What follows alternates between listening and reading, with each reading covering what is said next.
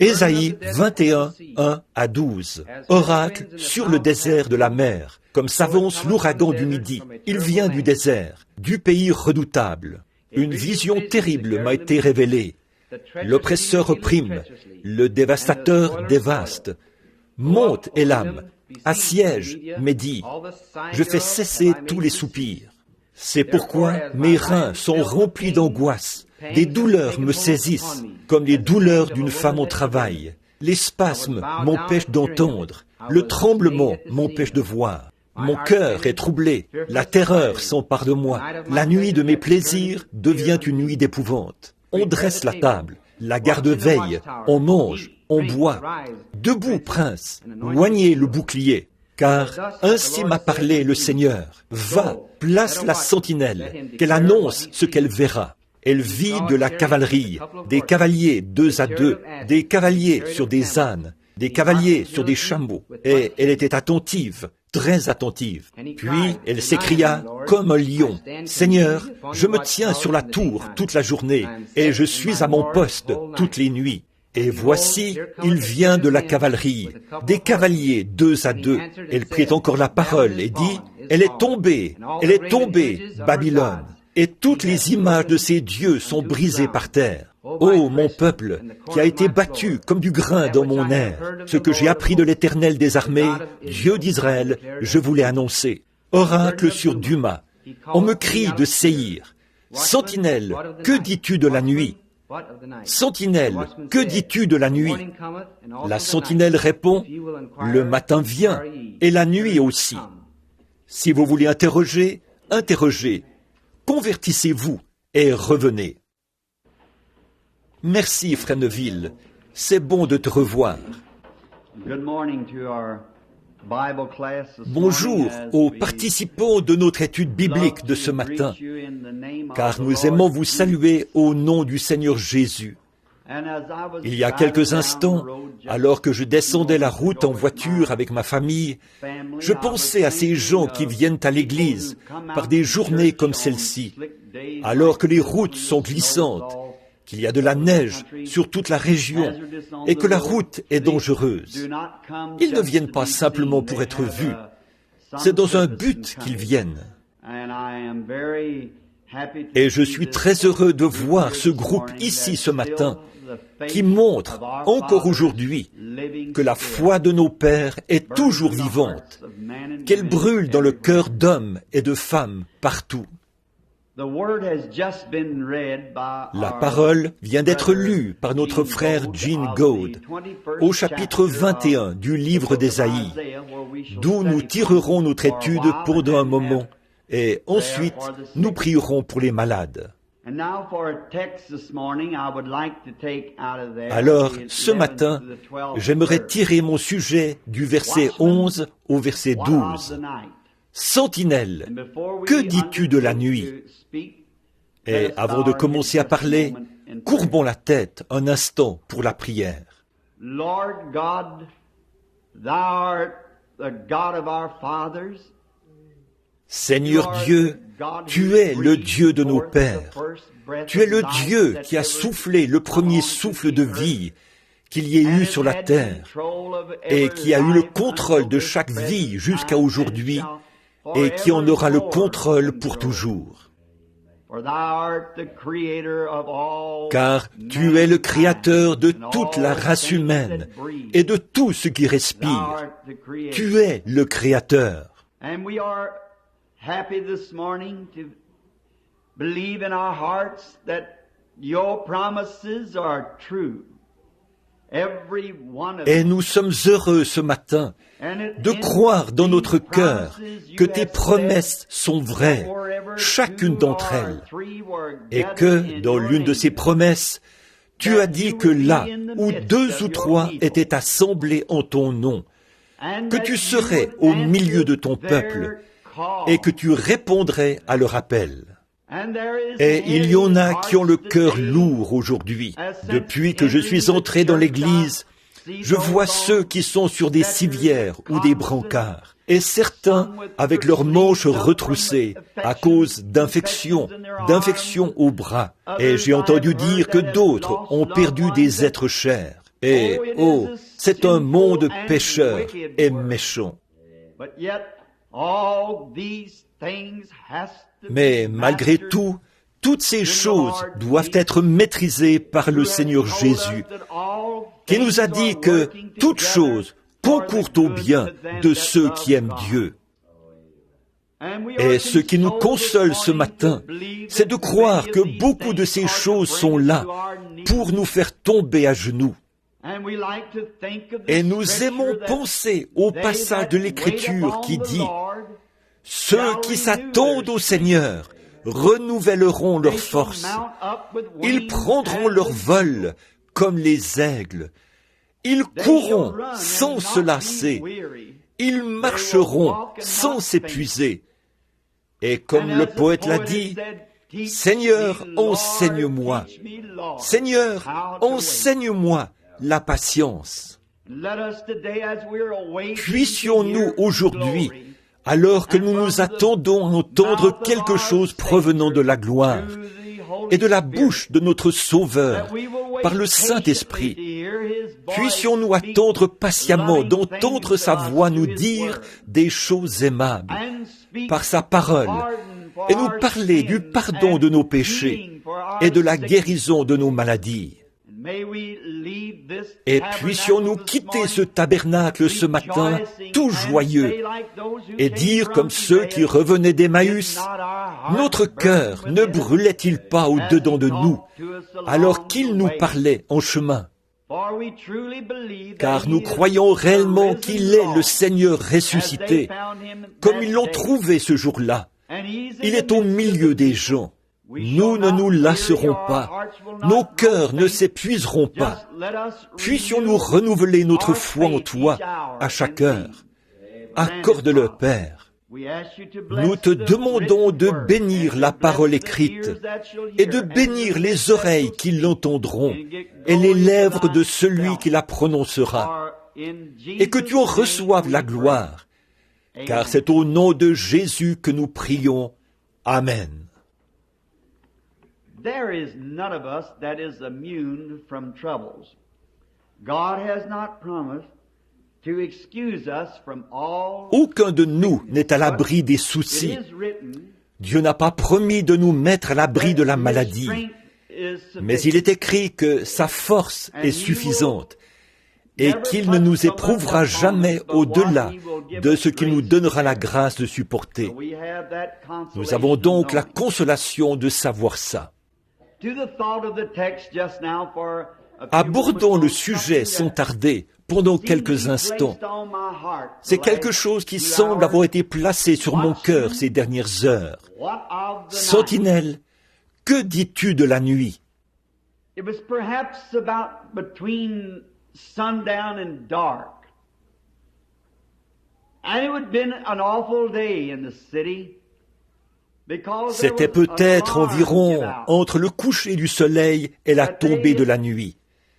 Et cela a dû être une journée terrible dans la ville, parce que l'alarme avait été donnée que la sentinelle sur la tour avait envoyé dire qu'il avait vu au loin la poussière soulevée par les roues de chars, et qu'il avait entendu le martèlement des sabots des chevaux, là-bas, au loin.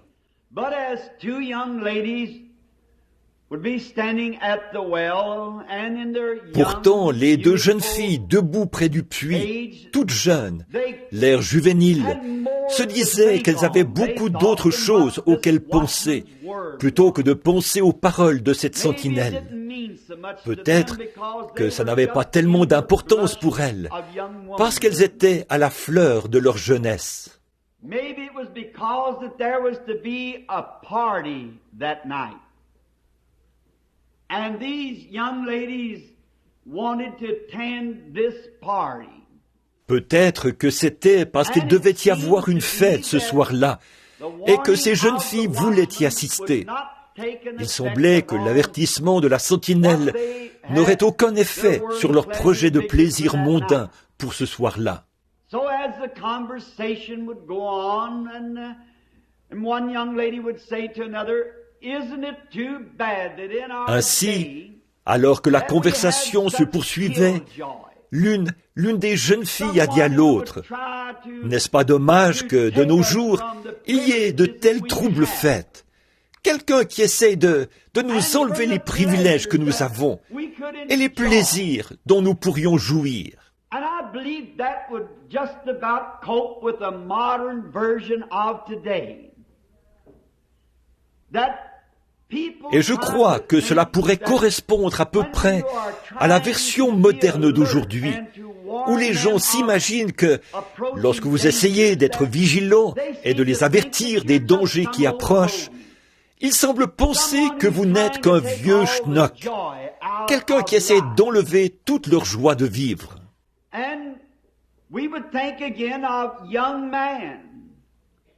Nous pourrions aussi penser aux jeunes hommes qui revenaient de l'atelier, le visage tout sale à cause du travail qu'ils avaient fait ce jour-là.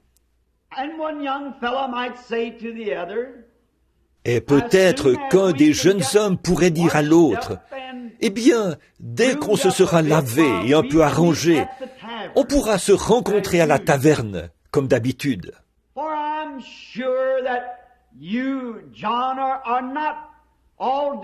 Car je suis sûr que toi, Jean, tu n'es pas tout troublé par ce message que nous avons entendu aujourd'hui.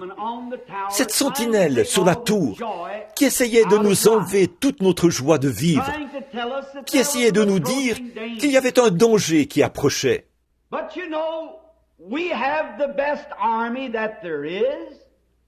Mais, tu sais, nous avons la meilleure armée qui soit, et beaucoup de nos soldats se rencontrent tous les soirs au même endroit que nous, et nous aimons fraterniser avec eux et jouer amicalement à des petits jeux d'argent et boire quelques verres. Et moi, pour ma part, il pourrait dire, je refuse tout simplement de m'alarmer au sujet de toutes les choses dont cette sentinelle pourrait parler.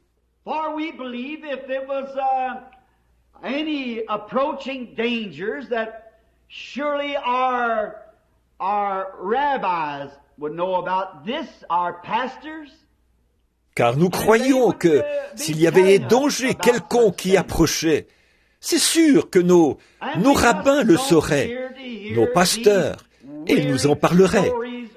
Et nous n'avons pas envie d'entendre les histoires inquiétantes de ces sentinelles sur la tour.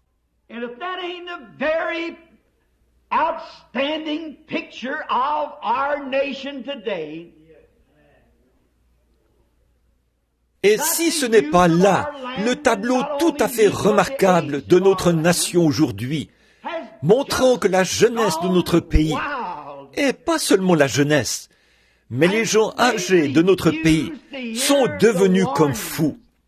Ils refusent d'écouter les avertissements. Et dès qu'une vraie sentinelle donne un avertissement, elle est considérée comme une hérétique ou une espèce de fanatique.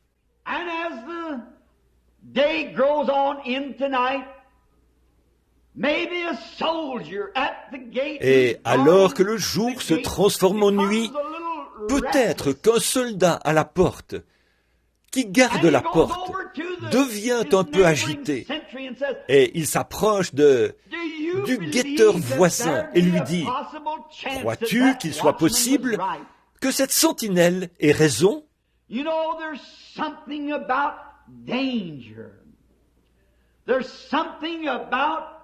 Vous savez, il y a quelque chose au sujet du danger.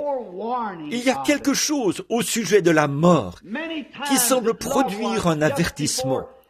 Très souvent, des bien-aimés, juste avant de passer de l'autre côté, semblent recevoir un avertissement.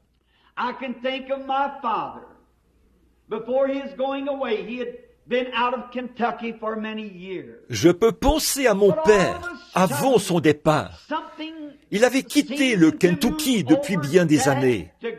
Mais soudainement, quelque chose a semblé remuer papa pour qu'il retourne dans sa ville, parler à ses bien-aimés et à ses amis.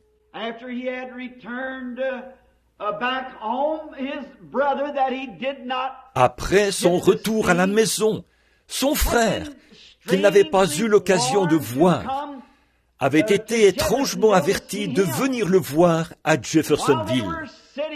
Et pendant qu'ils étaient assis, en train de parler, papa est parti dans l'autre monde. Je pense à mon beau-père.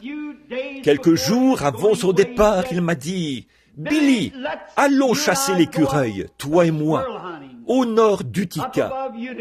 J'aimerais vraiment retourner à l'endroit où nous allions autrefois. Pour une raison quelconque qui relève de Dieu, je n'ai pas pu aller avec lui ce jour-là. Et il est allé ce jour-là, il a chassé, et lorsqu'il est revenu en autobus, il m'a dit, j'étais assis tout en haut sur la colline. Maintenant, tout est complètement changé. Mais là, quelque part, dans un certain coin des bois, à Battle Creek, un peu au nord, il a dit, c'était comme si j'entendais ma mère m'appeler. Oh, Frankie! Ce soir-là, il était assis dans la deuxième rangée de cette église, à ma gauche. Il a donné un témoignage et désirait que les gens prient pour lui. Et quelques jours plus tard, nous l'avons enterré.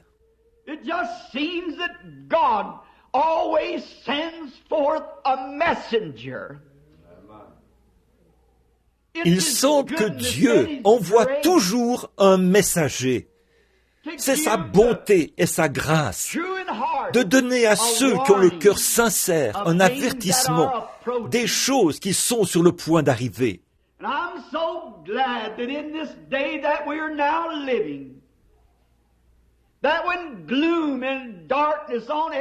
Et je suis si heureux qu'au jour où nous vivons maintenant, alors qu'il y a de la tristesse et des ténèbres partout, il semble qu'une espérance bénie s'empare du cœur du peuple de Dieu, qu'à une certaine heure glorieuse, Jésus viendra. Et en ce grand temps de détresse, dans cette ville, les jeunes ne tenaient pas compte de cela. Il y avait aussi de nombreuses personnes qui ne se souciaient pas de ce que la sentinelle disait. Bien sûr, là, à la taverne, ils buvaient. Et la fête continuait. Et tous les soldats buvaient. Et ils s'amusaient bien, en pensant qu'ils étaient tout à fait en sécurité. Que rien n'allait leur faire de mal. Parce qu'ils étaient, comme on pourrait dire, un peu éméchés, sous l'effet des spiritueux comme le whisky et des cocktails.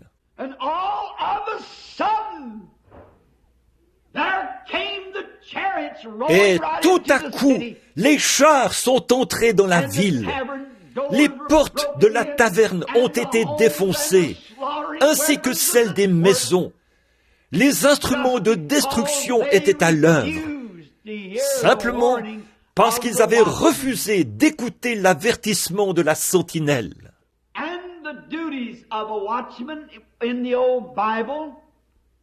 Et les devoirs d'une sentinelle, selon la vieille Bible, c'était un homme qui avait été sélectionné. Il devait surveiller attentivement les corps célestes.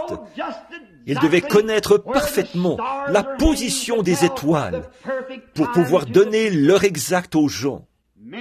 Beaucoup des gens qui étaient agités et n'arrivaient pas à dormir parce qu'ils étaient inquiets sortaient peut-être de chez eux et criaient à la sentinelle sur la tour. Ils criaient ces mots: « Sentinelle, que dis-tu de la nuit ?»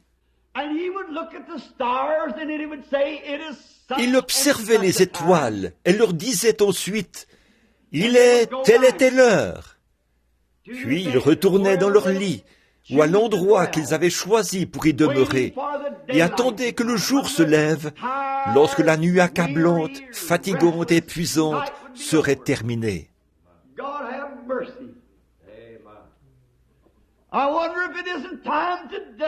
Que Dieu ait pitié. Je me demande si ce n'est pas le moment aujourd'hui, si nous ne l'avons pas fait, de crier à notre grande sentinelle: « Que dis-tu de la nuit ?» Il y a un danger qui approche et dont l'influence semble secouer le monde entier. The watchman also had to be on duty all times. La sentinelle devait aussi être de garde en tout temps, et il devait avertir les gens des dangers qui approchaient. C'était son devoir de guetter le danger qui approchait. And he was up on a tower that was Il était là-haut, sur une tour construite beaucoup plus haut que les murailles. Et il avait là-haut, dans cette tour, des livres d'astronomie et tout ça, pour pouvoir observer les étoiles et indiquer l'heure. Toute chose qui approchait, à n'importe quelle heure du jour, il pouvait la reconnaître.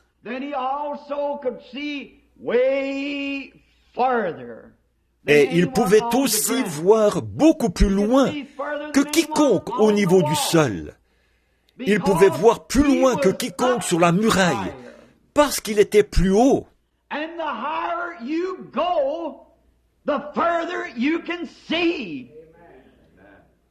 Et plus vous montez haut, plus vous pouvez voir loin.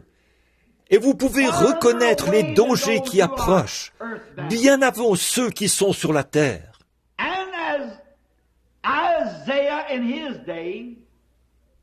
Et comme Ésaïe à son époque, qui disait que Dieu avait fait de lui une sentinelle, Dieu a comparé ses prophètes à des aigles. Et comme je l'ai souvent prêché au sujet des aigles, l'aigle est un oiseau qui peut monter plus haut que tous les autres. Il faut qu'il soit conçu différemment pour atteindre l'altitude à laquelle il monte. Le faucon ne pourrait jamais le suivre. Aucun autre oiseau ne pourrait le suivre. C'est un oiseau conçu par Dieu, qui a été fait ainsi. Si un autre oiseau essayait de monter aussi haut que lui, il périrait. Il faut qu'il ait des plumes solides, des ailes solides. Et à quoi cela lui servirait-il de monter si haut s'il ne pouvait pas voir, s'il n'avait pas de bons yeux pour voir? Le faucon serait aveugle là-haut. Il ne pourrait pas voir. Mais plus l'aigle monte haut, plus il peut voir loin. Et Dieu a comparé ses prophètes aux aigles. Ils sont les sentinelles qui montent plus haut, afin de pouvoir voir plus loin. Et leurs yeux ont été rendus spirituels, pour qu'ils puissent voir les dangers qui approchent. Et Dieu avait établi Ésaïe pour avertir les gens du danger qui approchait. Mais ils ne voulaient pas l'écouter.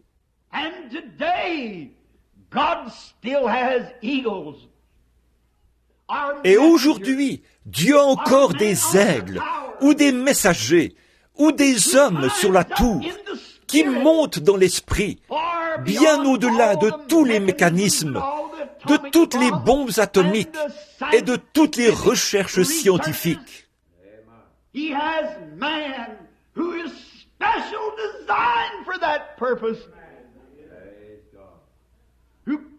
Il a des hommes qui ont été spécialement conçus dans ce but-là, qui montent sur les remparts du calvaire, au nom du Seigneur Jésus, et qui se tiennent au sommet de la croix, et qui peuvent renvoyer le message, ainsi dit le Seigneur.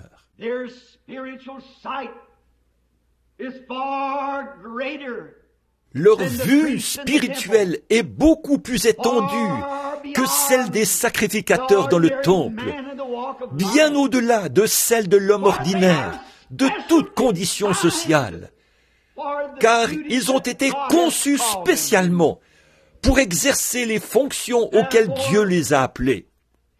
C'est pourquoi il nous est avantageux de prendre garde lorsque nous entendons parler des choses qui approchent.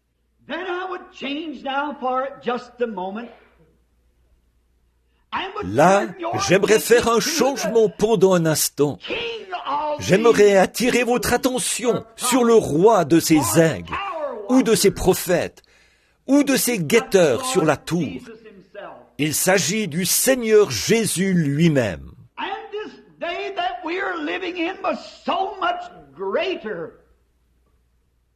Et ce jour dans lequel nous vivons est tellement plus grand que le jour où il était ici, au point que même lorsqu'il était dans l'ombre de la croix, il a parlé plus de sa seconde venue que de son départ.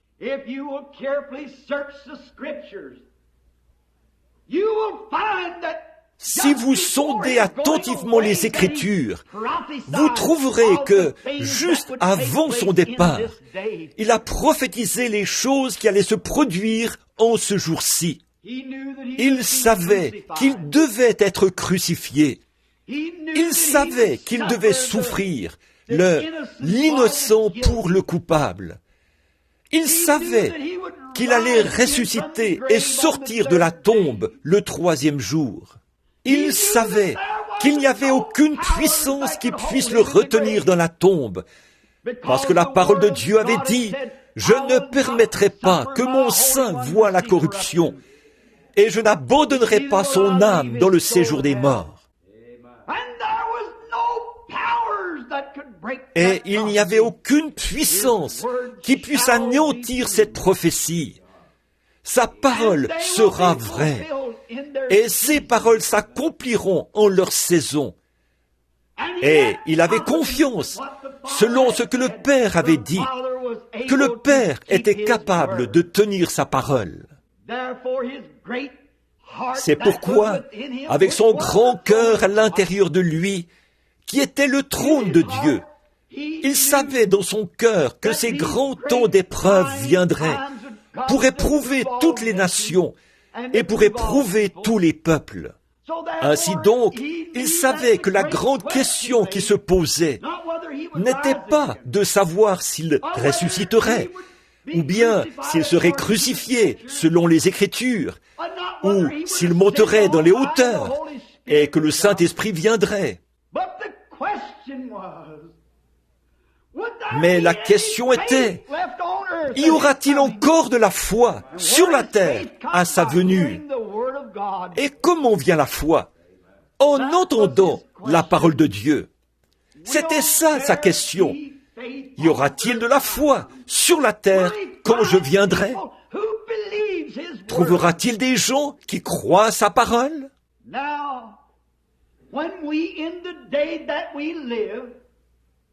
Maintenant, quand nous, au jour où nous vivons, nous pouvons regarder les pages de sa parole bénie et trouver les choses même qu'il a dites devoir se produire, que cela approche de plus en plus aujourd'hui sur la terre, qu'il y a des signes et des prodiges qui se produisent. La peur fait défaillir le cœur des hommes. Il y a une époque où l'on ne sait que faire, et de l'angoisse chez les nations. Des phénomènes terribles dans les cieux, comme des soucoupes volantes, et le Pentagone qui est en émoi, et le rugissement de la mer, et les tremblements de terre en divers lieux. La peur qui fait défaillir le cœur des hommes. De grandes armes atomiques sont prêtes, elles attendent. Une obscurité que le monde n'avait jamais connue auparavant plane sur la terre. La semaine dernière, j'ai eu le privilège de m'entretenir avec un de mes chers amis et frères, le capitaine Julius Statcliffe, qui a écrit le livre « Un prophète visite l'Afrique ».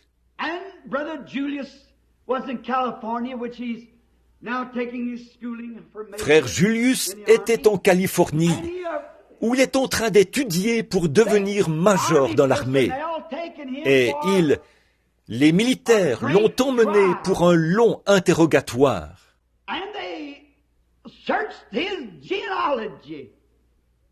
Ils ont fouillé dans sa généalogie, car ils devaient même découvrir qui était son arrière-grand-mère, et leur histoire, et ce qu'ils étaient, avant qu'ils ne puissent assister à cette réunion.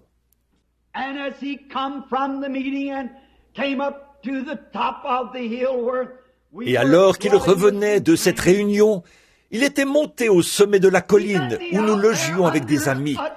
Il est venu me rencontrer sous un genêt là-bas. Et il a dit, « Frère Branham, c'est la chose la plus inquiétante que vous ayez jamais entendue. » Il a dit, « Je suis sous serment, si bien que je ne peux absolument rien dire, ni divulguer une quelconque information. » Il a dit, « Parce que ils nous ont fait prêter serment solennellement. » Mais il a dit, « Je peux dire ceci.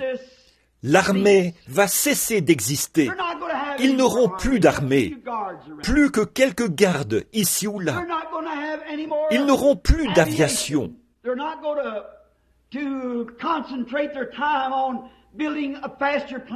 Ils ne passeront plus leur temps à construire des avions plus rapides et tout, à moins que ce soit pour un usage commercial.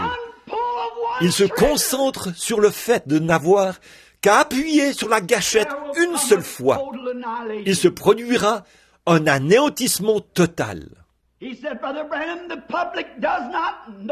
Il a dit, « Frère Branham, le public ne connaît pas tous ces secrets militaires. » Il a dit, alors que ses officiers supérieurs parlaient dans la salle, il a dit, « Un terrible nuage noir a recouvert la salle, au point que l'un de leurs principaux experts scientifiques s'est levé et a dit, « Je souhaiterais pouvoir prendre un vieux chariot et une vache et retourner derrière les montagnes et me planter un champ de choux et de haricots et oublier tout ça. »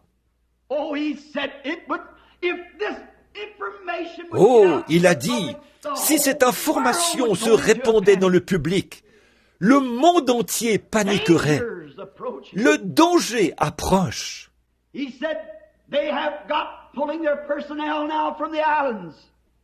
Il a dit, ils retirent maintenant leurs troupes des îles. Ils retirent leurs unités de l'Angleterre. Et ils ont d'énormes péniches installées là-bas, équipées de certaines armes.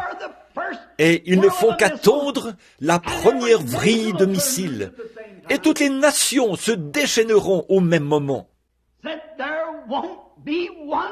Il a dit, il ne restera pas un seul brin d'herbe sur la terre, ni une seule montagne qui ne se soit écroulée. Et ça peut arriver d'un instant à l'autre. Oh, quelle heure d'obscurité! Et toutes ces choses que vous entendez au sujet des soucoupes volantes. Je suppose qu'hier, vous avez entendu l'entretien avec cet homme à la radio qui prétend avoir parlé à des gens.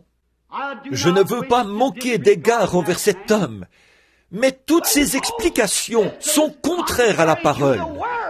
Ce n'est pas juste. Et que sur Mars, la mort n'existe pas. Et qu'ils sont venus ici pour nous apprendre comment faire pour ne pas connaître la mort. Mais quand est venu le moment de le prouver, il n'avait pas la moindre preuve pour pouvoir le prouver.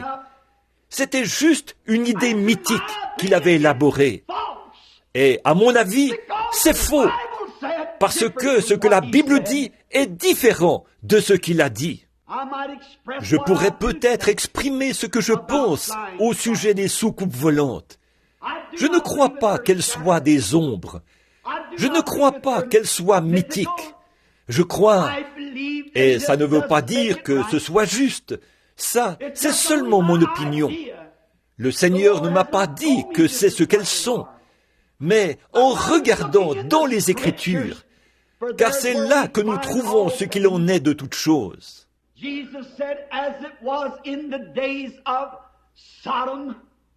Jésus a dit, ce qui arriva du temps de Sodome arrivera de même à la venue du Fils de l'homme. Et avant la destruction de Sodome, que le feu tombe et brûle la ville et les plaines environnantes, il y avait des anges envoyés du ciel qui avaient regardé et cherché pour savoir si ces choses étaient vraies ou non.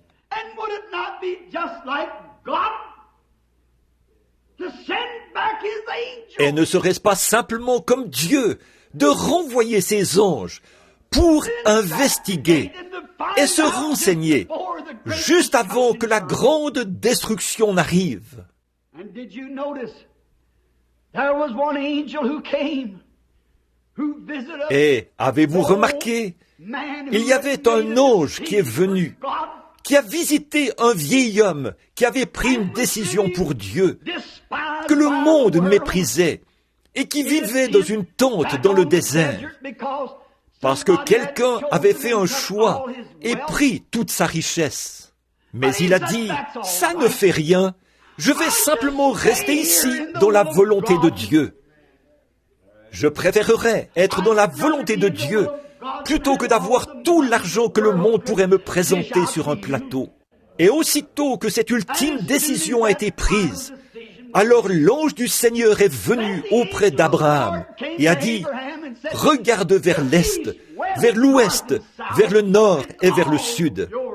Tout cela est à toi, Abraham. » Les Écritures nous disent, « Heureux ceux qui sont doux, car ils hériteront la terre. » Qu'est-ce que ça peut bien faire?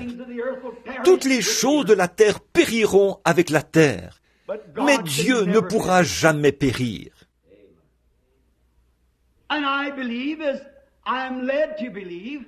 Et je crois alors, je suis conduit à croire, c'est que si la photo de l'ange du Seigneur qui vient et fait le discernement, avez-vous remarqué l'ange qui est venu vers Abraham? Il avait le dos tourné à la tente lorsqu'il parlait à Abraham. Et il a dit, « Je vais tenir ma promesse envers toi. » Oh, quel message de l'ange de Dieu en ce jour, qui tiendra sa promesse. Toute l'incrédulité du monde, les sceptiques, les agnostiques, les infidèles et les incrédules ne rendront jamais la puissance de Dieu sans effet. Cela arrivera quand même. Je me souviendrai de ma promesse et je vais tenir ma promesse. Et Sarah a ri dans la tente derrière lui.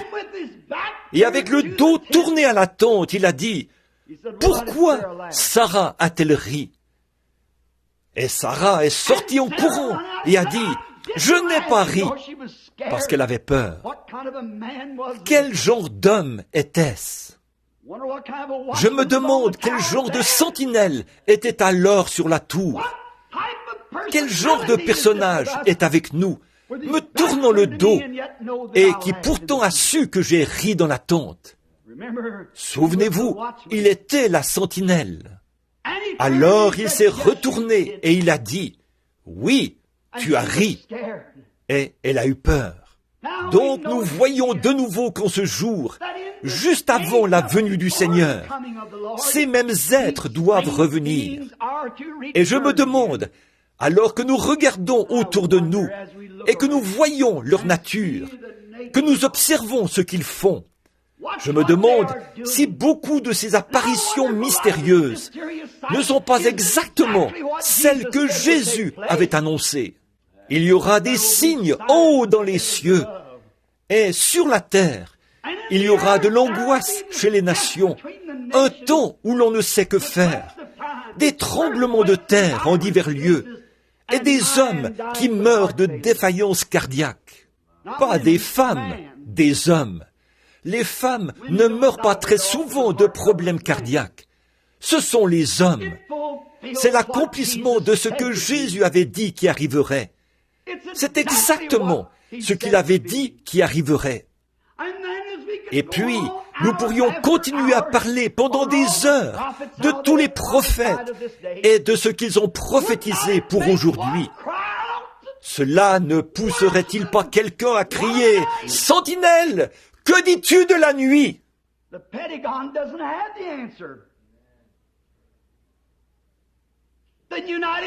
Le Pentagone n'a pas la réponse. Les États-Unis n'ont pas la réponse. L'Allemagne, la Russie, aucun d'eux n'a la réponse. La science n'a pas la réponse. Qui a la réponse? La sentinelle qui est sur la muraille a la réponse. Sentinelle, que dis-tu de la nuit? Et le Saint-Esprit est cette sentinelle qui prépare les gens en leur donnant des avertissements de la part de Dieu. Il a été établi comme sentinelle. Nous voyons les malades être guéris, les yeux des aveugles s'ouvrir, les oreilles des sourds s'ouvrir, les infirmes marcher, le boiteux couler, sauter comme une biche. Accomplissons-la. Qu'est-ce que c'est? C'est la venue du Seigneur qui exerce une pression. Toutes ces choses et ces avertissements, et les gens persistent à participer à leur beuverie de bière, qui les conduisent à des périodes de folie.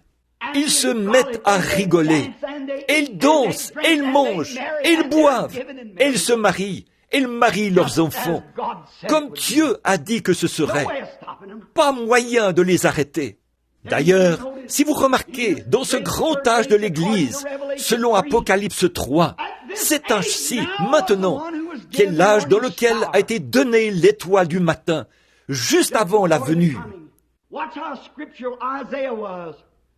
Regardez combien Ésaïe était conforme à l'Écriture, quand il a dit « Sentinelle, que dis-tu de la nuit ?»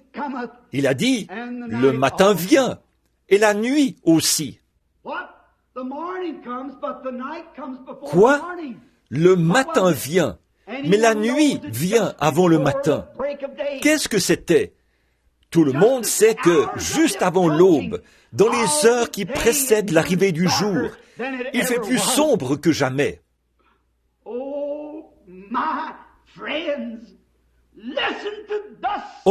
mes amis, écoutez, l'ainsi dit le Seigneur.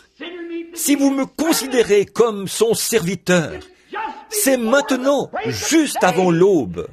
C'est pourquoi il y a cette obscurité terrible au-dessus de la terre. C'est juste avant la venue du Seigneur Jésus. Il n'y a plus aucun espoir, si ce n'est sa venue. Des nations s'élèvent contre des nations, et ils ont trafiqué dans le laboratoire de Dieu, jusqu'à obtenir la puissance pour se faire exploser et se réduire mutuellement aux cendres atomiques. Ils sont méchants, ils sont irréligieux, et ils sont tout le contraire de Christ. Et le seul motif, et le seul objectif qu'ils ont, c'est de détruire. Et ils sont inspirés par l'ange destructeur qui était envoyé du ciel pour inspirer ces hommes. Permettez-moi de dire ceci au nom du Seigneur Jésus. Le Saint-Esprit est envoyé comme sentinelle sur la tour. Et alors que les gens crient, « Que dis-tu de la nuit ?» Êtes-vous là de cette vie? Êtes-vous là du péché? Êtes-vous là de voir des cortèges funèbres, de la maladie et de voir de l'impiété de tous côtés? Est-ce que la nuit a été longue et fatigante?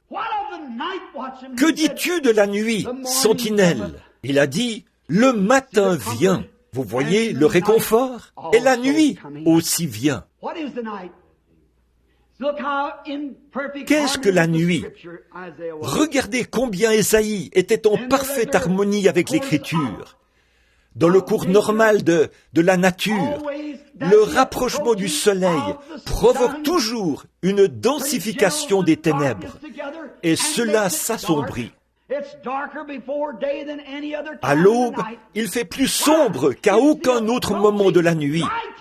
Pourquoi? C'est le rapprochement de la lumière qui fait que cela s'assombrit. Et c'est le rapprochement actuel du Seigneur Jésus qui amène cette obscurité sur la terre. N'a-t-il pas dit, quand ces choses commenceront à arriver, levez la tête, parce que votre rédemption approche. La Palestine est une nation. Les Juifs sont rentrés de partout sur la terre. Et ils sont placés là-bas pour le voir venir, comme Dieu avait dit qu'il le ferait. Instruisez-vous par une comparaison tirée du figuier dès qu'il bourgeonne. Il a dit, il arrivera de même que cette génération ne prendra pas fin, elle ne disparaîtra pas, elle ne finira pas, que tout cela n'arrive. Quelle génération! La génération qui verra le figuier bourgeonner. Israël a toujours été le figuier.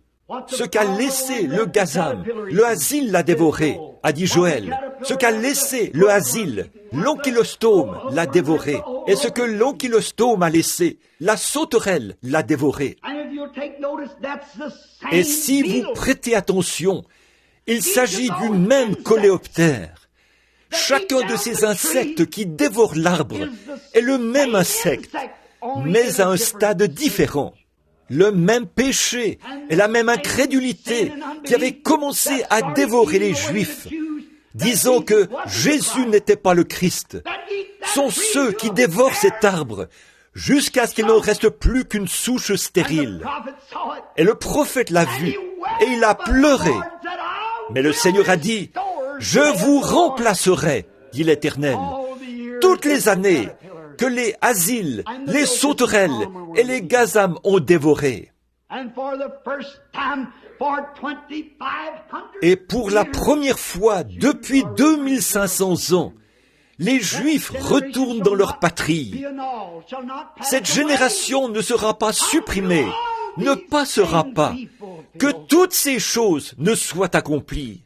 Alors, dans les derniers jours, dit Dieu, je répandrai de mon esprit sur mes fils et mes filles, et ils prophétiseront, et je ferai paraître des prodiges. Les malades sont guéris, de grandes puissances agissent, par le même esprit qui s'est tenu là, et a pu dire à Abraham que Sarah avait ri dans la pièce derrière lui. Alors nous crions, « Sentinelle, que dis-tu de la nuit ?» Et il a dit, la nuit vient. Regardez, la nuit, d'abord, le matin vient, d'abord, puis la nuit aussi.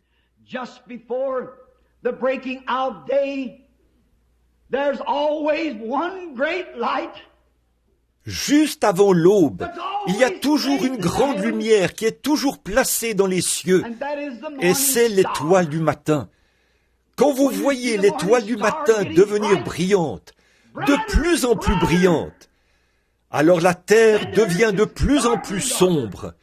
Et la raison pour laquelle elle est plus brillante, c'est que la terre est plus sombre.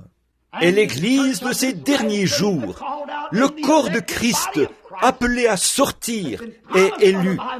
Il lui était promis dans la Bible qu'il leur donnerait l'étoile du matin. Sentinelle, que dis-tu de la nuit? Qu'est-ce qui va arriver? Voici, le monde entier sera totalement anéanti.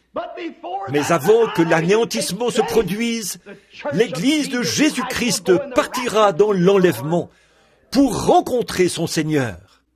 Que doit faire l'étoile du matin? Qu'est-ce qui fait que les étoiles sont si brillantes à ce moment-là? C'est le fait que le soleil s'approche. L'étoile du matin reflète la lumière du soleil. L'éclat des autres étoiles semble s'atténuer à cette heure-là. Toutes les théologies élaborées par l'homme, toute l'indifférence, la froideur, le formalisme vont se dessécher.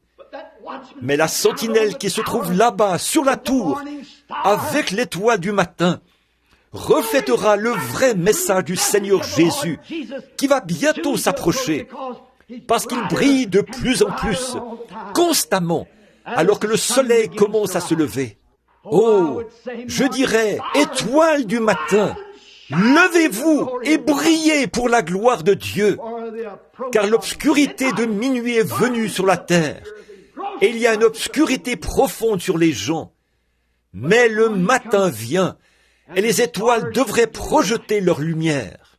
Pensez à cette heure terrible à laquelle le monde entier est confronté. Pensez à l'obscurité terrible à laquelle chaque personne qui n'est pas sauvée aujourd'hui est confrontée.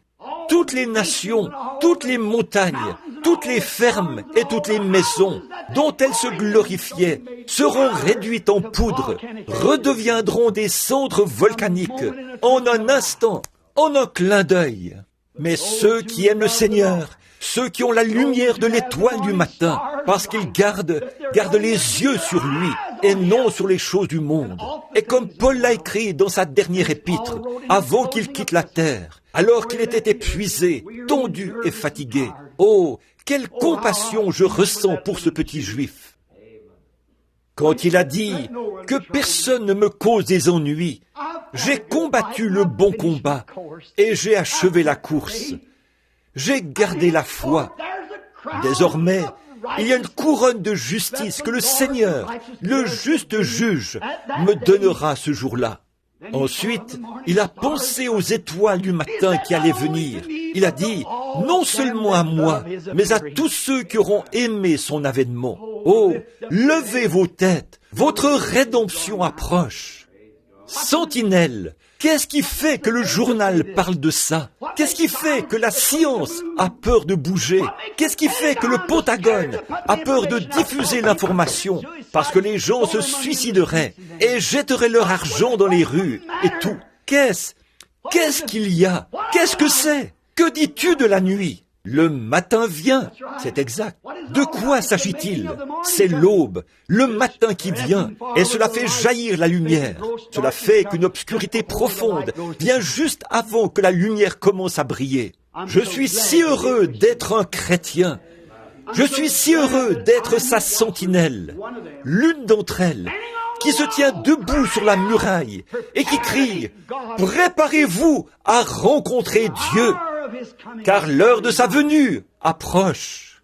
Et vous, qui êtes ici dans cette église ce matin, s'il y a quelqu'un qui n'est pas sûr que l'étoile du matin reflète sa lumière dans son cœur, le grand Saint-Esprit, puissiez-vous vous préparer pour cela, car l'un des plus grands événements qui se soit jamais produit est sur le point d'arriver.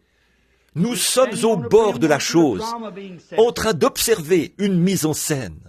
J'ai souvent regardé des films qui montrent comment, à Hollywood et ailleurs, ils font la mise en scène, et comment ils prennent leurs vedettes et autres et les placent, et comment ils les font répéter et tout avant la grande représentation. J'ai toujours été impressionné en observant cela, en sachant que c'était forcément une imitation. Toutes les choses contrefaites sont fabriquées par imitation de choses véritables. Il ne peut y avoir de faux dollars sans qu'il y en ait un véritable. Il ne peut y avoir d'hypocrite à moins qu'il y ait un vrai chrétien. Il ne peut y avoir de faux messages à moins qu'il y en ait un vrai. Il ne peut y avoir de nuit à moins qu'il y ait un jour. Certainement. Et alors que je les observais faire leur mise en scène, j'ai pensé, oh, nous nous tenons tout là-haut, sur la tour, bien au-dessus de tout ce qui existe dans ce monde. Et nous observons deux des plus grandes choses. Le temps qui tire à sa fin et la venue du Seigneur. Bientôt, plus de temps. Il n'y aura plus de temps. Et il y aura la venue du Seigneur. Et l'Antichrist, il a ses sujets en place. Il a le communisme. Il a les différents ismes. Il a le formalisme dans les églises. Il a le catholicisme. Il a le protestantisme. Il a tout en place pour faire un grand spectacle. Mais je suis si heureux qu'il y ait un Père dans le ciel qui a lui aussi mis ses personnages en place pour cette grande scène. Alors que l'Antichrist entraîne les siens dans la mort de tout, même du temps, Dieu dans sa scène est prêt à faire monter son Église dans l'éternité, dans les sphères bénies de l'Éternel, avec Dieu lui-même. Lorsque ces vieux corps de notre humiliation seront changés et rendus semblables à son corps glorieux, et que cette corruption revêtira l'immortalité, alors nous serons pour toujours à sa ressemblance. Regardez, vous qui regardez la télévision, vous qui écoutez la radio, vous qui lisez vos journaux, vous qui aimez entendre les nouvelles, et vous vous demandez ce que c'est. Écoutez ma voix, le matin vient. Et la nuit vient aussi. Le matin vient pour ceux qui sont prêts pour le matin. Et la nuit vient pour ceux qui ne sont pas préparés pour le matin. Puisse Dieu préparer nos cœurs aujourd'hui, car le matin éternel poindra, resplendissant de beauté. Et comme le poète l'a dit, ces élus se rassembleront dans leur maison au-delà du ciel. Quand l'appel retentira là-haut, j'y serai. Prions. En cette heure d'obscurité au-dessus de la terre et de destruction de tous les côtés, Seigneur Dieu, nous ne savons vraiment pas comment exprimer ce que nous ressentons, la reconnaissance et la gratitude qu'il y a dans notre cœur de ce que Jésus-Christ est descendu de la gloire et a été fait homme comme nous et a demeuré parmi nous. Et puis, lorsqu'il est mort pour nos péchés, il est passé au paradis et a emporté les âmes qui attendaient. Il s'est frayé un passage à travers toutes les puissances spirituelles avec lesquelles le diable avait lié la terre. Et il a ouvert une brèche pour permettre au soleil de la grâce éternelle de Dieu de briller sur ceux qui sont disposés à la recevoir. Oh Dieu, fais qu'aujourd'hui les hommes partout se dépêchent, entrent dans le royaume, car le message a toujours été urgent. Dépêchez-vous, sortez, a dit l'ange à Sodome. Je ne puis rien faire jusqu'à ce que tu sois parti. Seigneur, accorde-le, car bien que le message soit plein de grâce, de puissance et d'amour, il y a urgence. Accorde, Seigneur, que les hommes viennent rapidement recevoir Christ et soient remplis du Saint-Esprit. Car Jésus a dit, ceux qui sont de Dieu écoutent les paroles de Dieu. Puissent-ils venir se repentir de leurs péchés, être baptisés au nom du Seigneur Jésus pour la rémission de leurs péchés et être remplis du Saint-Esprit pour amener leur âme dans la même condition que l'était celle de ceux de la première Église. Qu'il en soit ainsi lorsque tu viendras. Nous sommes reconnaissants pour le message et nous te prions de le bénir, Seigneur, pour le bien de notre cœur, alors que nous nous attendons à toi. C'est au nom de Jésus que nous prions. Amen.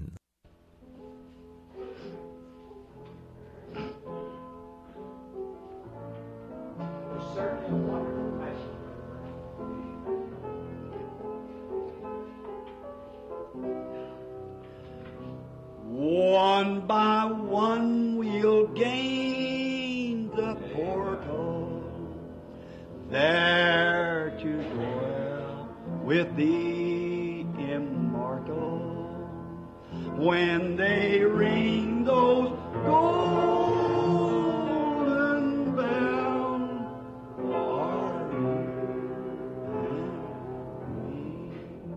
Vous l'aimez, n'est-ce pas? Maintenant, le message est terminé. Adorons-le simplement comme ça, par l'Esprit. Simplement, il est ici. Ce sont des paroles très importantes, sévères, mais elles sont vraies. Je les ai prononcées au nom de Christ. Le jour approche. Si vous me considérez, je voudrais, toi, pour moi, levons simplement la main.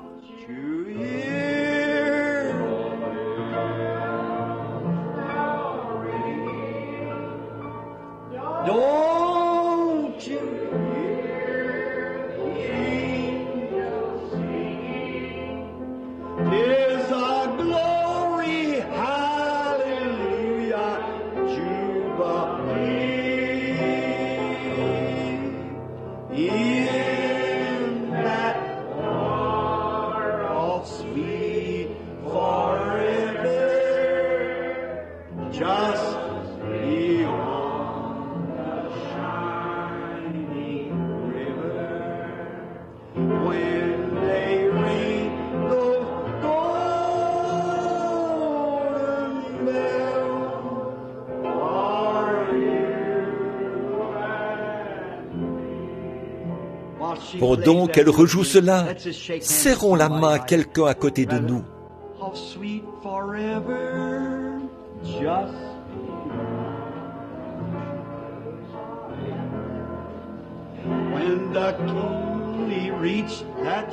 Dites-vous simplement les uns aux autres, pèlerins, je suis si heureux d'être avec toi.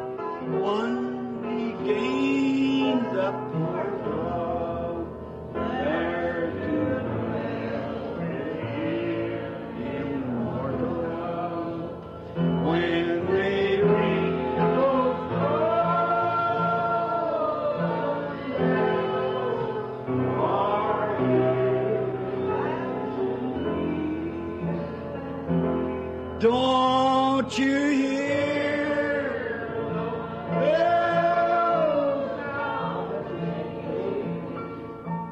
Don't you hear?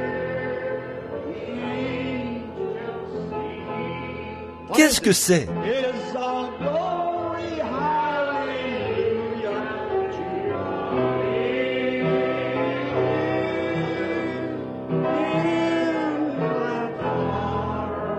sweet forever, just beyond the shining river. When they bring those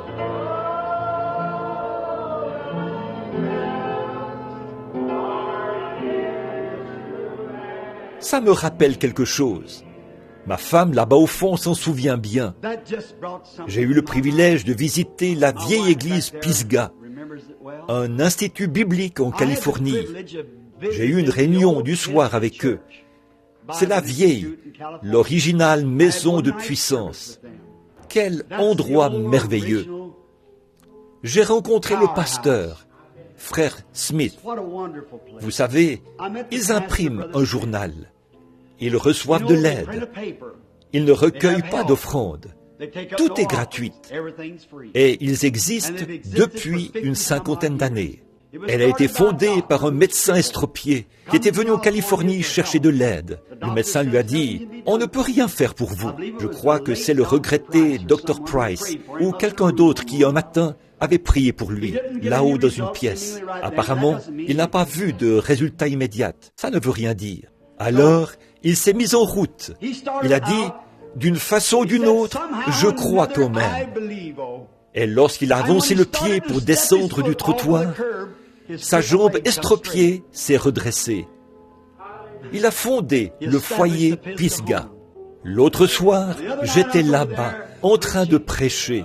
Ils étaient entassés dans cette grande salle et des centaines de personnes se tenaient debout, partout dans les rues et tout, et aussi à l'arrière. Et une fois le message terminé, il s'est passé quelque chose, deux choses dont je n'avais jamais été témoin auparavant dans ma vie. Ce n'était pas qu'un groupe de gens qui aiment faire beaucoup de bruit. Ce n'était pas un groupe de gens qui restaient assis là, desséchés. C'étaient des gens remplis de l'esprit. Et j'ai apprécié cette merveilleuse communion. Et lorsque nous étions, juste avant que j'aille prier pour les malades, ils se sont mis à chanter quelque chose de doux, comme ça. Je suis resté là, impressionné. J'ai dit, il se passe quelque chose ici. Je ne comprends pas. J'ai de nouveau écouté et j'ai entendu deux chorales. J'ai dit, certainement, il y a quelque chose qui cloche. Et j'ai secoué la tête, mais mes oreilles l'ont entendu de nouveau. J'ai dit, oh Seigneur, c'est peut-être l'écho de cette chorale ici. J'en entends une autre là-haut, tout là-haut, dans les pignons. J'ai dit, ça doit venir de là-haut. Alors j'ai quitté la fosse des ministres. Je suis monté jusqu'à la galerie de la chorale. Ça venait de là-haut. Et j'ai dit à ma femme, j'ai dit, entends-tu ça, chérie? Elle a dit, qu'est-ce que c'est? Sœur Arkenbright, j'ai dit, entendez-vous ça? Elle a dit, oui, je l'ai déjà entendu une fois dans ma vie. Je suis allé vers frère Arkenbright. Entends-tu ça? Oui, tout le monde chantait, la tête inclinée. Oh, j'ai dit, peut-être, je veux en être sûr. Je ne veux pas être sceptique, mais Seigneur, si je suis ton témoin, si je dois être une sentinelle, je dois savoir de quoi je parle. Je dois en être sûr. Comme pour la guérison divine, si je ne suis pas sûr, je ne dirai rien à ce sujet. Si je n'étais pas sûr que ceci, c'est la venue du Seigneur, je n'en dirai rien. Je dois en être sûr. Je suis redescendu dans la fosse. Tout le monde avait la tête inclinée. Et pendant l'appel à l'autel, alors qu'ils venaient à Christ, beaucoup de personnes posaient la main sur la fenêtre et ils chantaient. Quand je suis arrivé en bas, j'ai dit, « Seigneur, ce n'est pas possible. Ces gens qui chantaient ici en bas n'étaient que des gens ordinaires. Mais ça, là-haut, ça sonnait comme s'il y en avait quelques. Peut-être qu'il y en avait 2 ou 3 000 qui chantaient ici. Mais on aurait dit qu'il y en avait peut-être 100 000 là-haut. Et c'était parmi les voix les plus douces de soprano, très aiguës, comme des voix de femmes. J'ai écouté et des frissons ont parcouru tout mon corps. J'ai reculé de nouveau un instant. J'ai écouté. Je suis monté là-haut. Je suis revenu. Ils continuaient simplement à chanter par l'esprit. J'ai écouté de nouveau. Ce n'était pas le même ton de voix qu'ici. Je pouvais les entendre ici en bas. C'était un certain ton de voix. Et là, en haut, un autre ton de voix. Alors, après la réunion, j'ai dit au pasteur, « Pasteur, j'ai entendu quelque chose d'étrange. » Il a dit, « Qu'est-ce que c'était, frère Branham ?» J'ai dit, j'ai entendu la voix de femme, de soprano, des voix très exercées, là-haut, les plus belles que j'ai jamais entendues de ma vie. Il a dit, on les a souvent entendues ici, frère Branham. J'avais lu au sujet d'une vieille maman, en ce moment son nom m'échappe, qui avait l'habitude de prier pour les malades. Et un soir, après que le pasteur a eu terminé son sermon, la petite maman est allée prier pour les malades. Elle avait 5 ou 6 jeunes enfants avec elle. Et elle s'est arrêtée pour écouter un son qui venait d'en haut. Il s'agit de Madame Woodworth Ether, si jamais vous avez lu son livre. Elle raconte qu'elle avait entendu, elle a dit, une chorale qui chantait et se superposait au chant de l'église. Après que les voix se sont tues, ici en bas, cela a continué de chanter, voyez?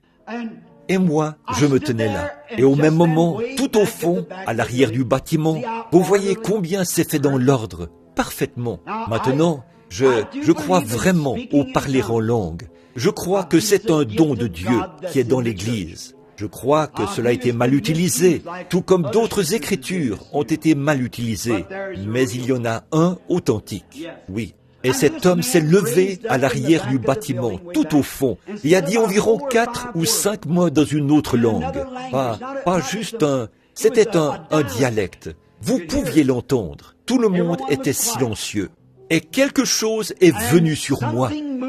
Je n'avais jamais donné d'interprétation de ma vie. Et là, je ne l'ai pas utilisé parce que j'étais effrayé. Ces choses sont de Dieu. Mieux vaut ne pas jouer avec ça. Et quelque chose m'a dit, le pasteur prononcera la prière de la foi. J'ai dû tenir ma bouche fermée et j'ai attendu. Et voilà que c'est revenu, comme une vague. Et cela a dit, le pasteur prononcera la prière de la foi. Je me suis dit, Seigneur, je n'ai aucun don d'interprétation. Le mien est de prier pour les malades. Donc, je n'ai pas de don d'interprétation. Et j'ai refermé ma bouche et me suis tenu tranquille. Et juste au même moment, le pasteur s'est levé et s'est mis à prier pour les malades.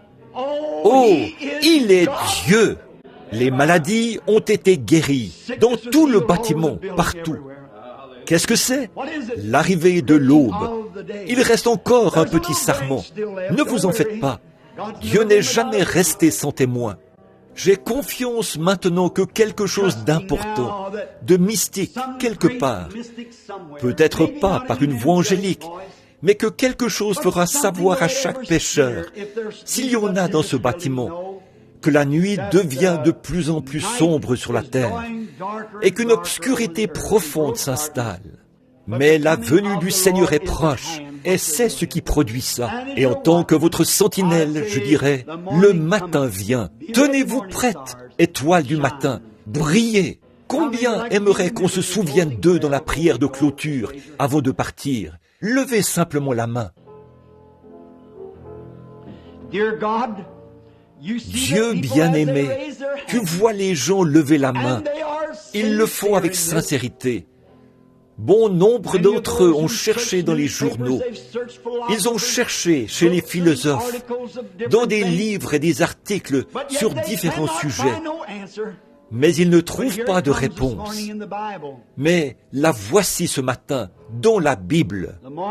Le matin vient et la nuit vient aussi. Et nous te prions, ô Dieu, de bénir chaque personne ici qui a levé la main. Tu sais ce qu'il y a derrière cette main levée.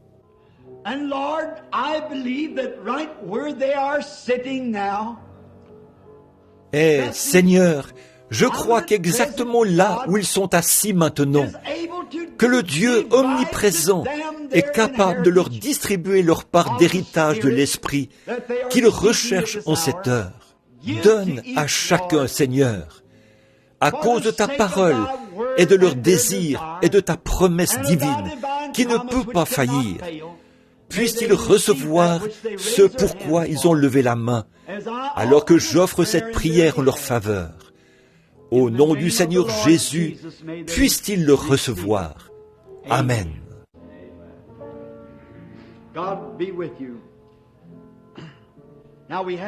Que Dieu soit avec vous. Là, nous avons juste un peu de temps pour la... Maintenant, nous allons prier pour les malades.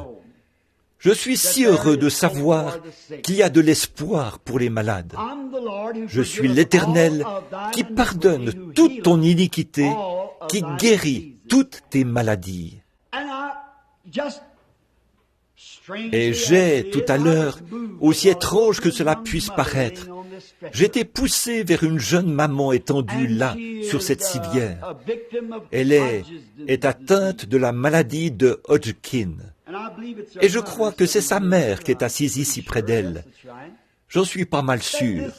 Oui, c'est exact.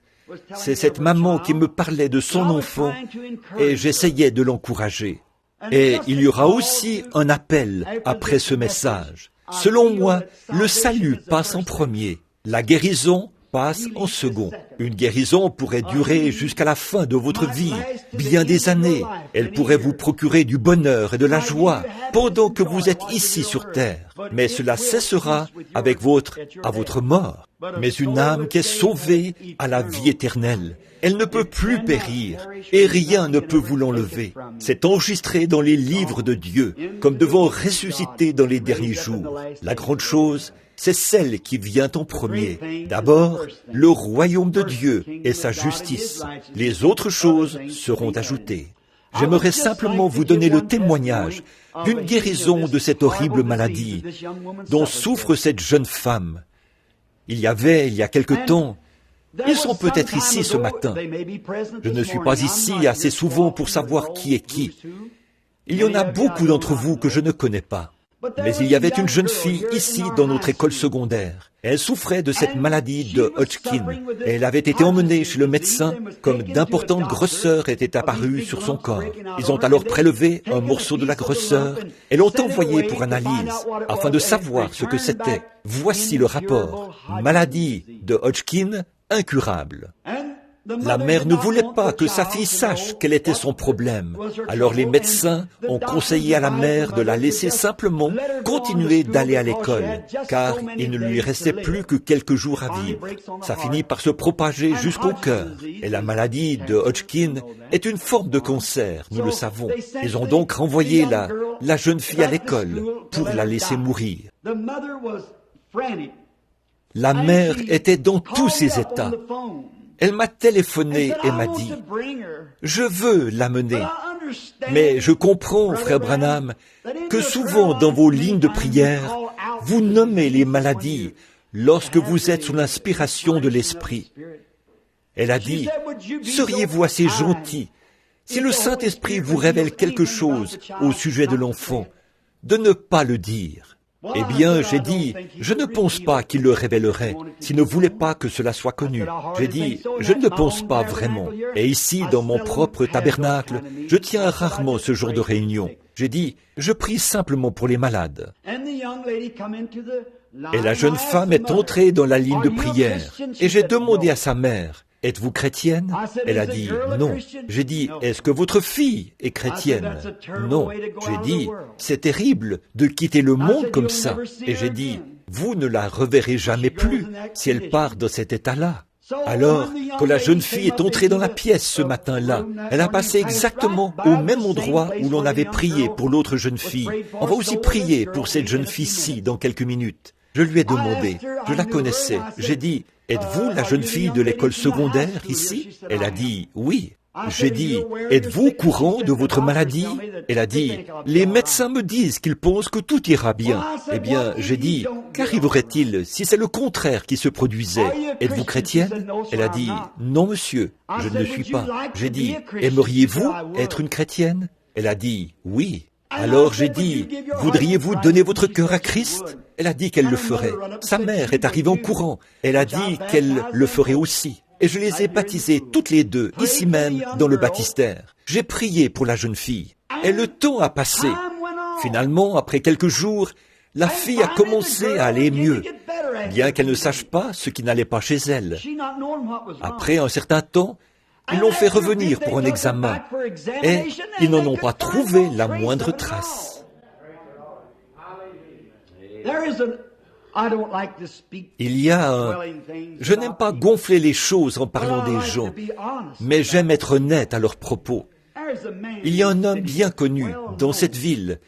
C'est un frère chrétien très bien. Sinon, il ne serait pas un diacre de cette église. Je veux plutôt dire un administrateur de l'église. Et il est présent en ce moment. Il avait pris sur lui de garder un œil sur cette fille. Des années plus tard, 2 ou 3 ans plus tard, la jeune fille, qui avait terminé ses études, fréquentait un garçon. Et un jour, je l'ai rencontrée dans la rue. Elle était si heureuse.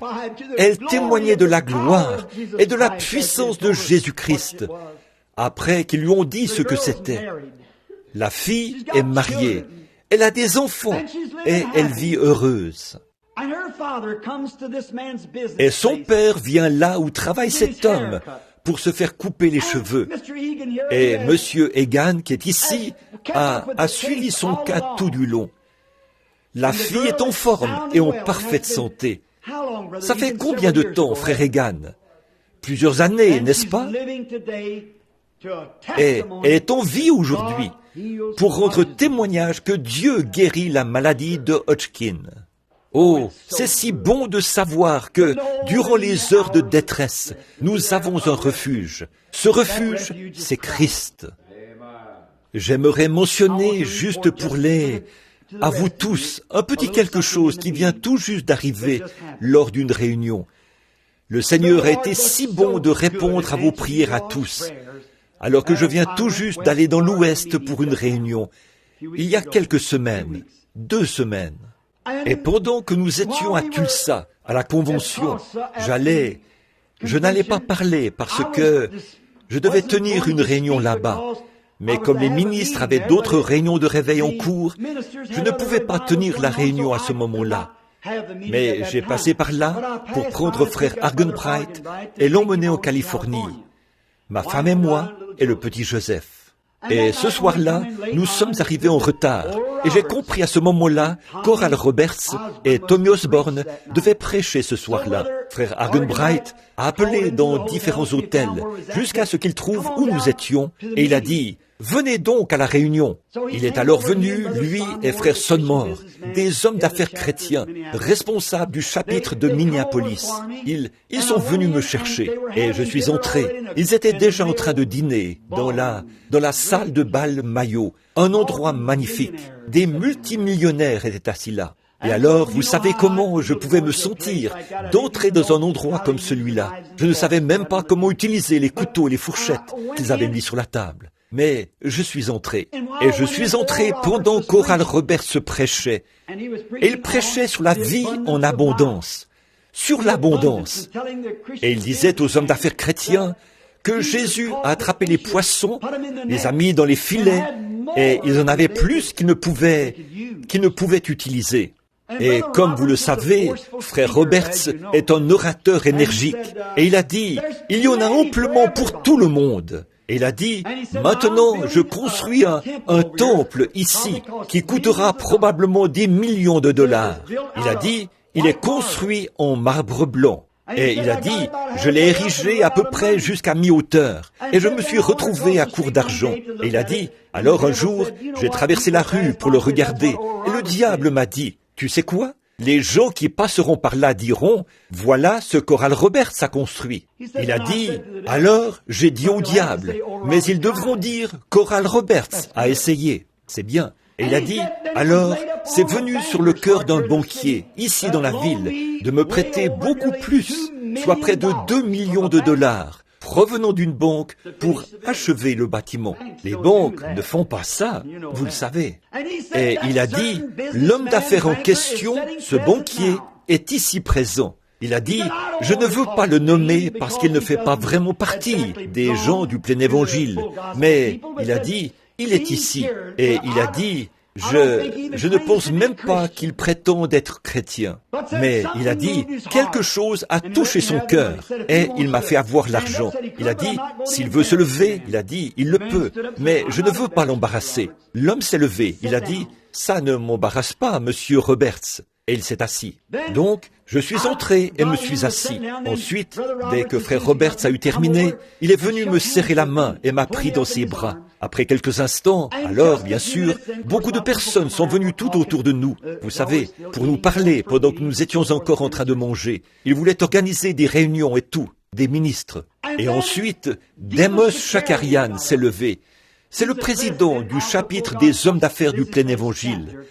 Il s'est levé et a dit, « Vous savez, je me sens conduit que ce soit frère Branham qui nous prêche le message final. » Eh bien, je ne savais pas quoi dire. Et il a commencé à parler des hommes qui étaient assis là. Il a dit, « Voici un tel. Je l'ai rencontré aujourd'hui. » Ces hommes me disaient qu'ils possédaient la totalité de ces 3 ou 4 pâtés de maison de Miracle Mine. Des multimillionnaires et des éleveurs et tout. Alors, qu'est-ce que j'allais pouvoir dire lors d'une réunion comme celle-là?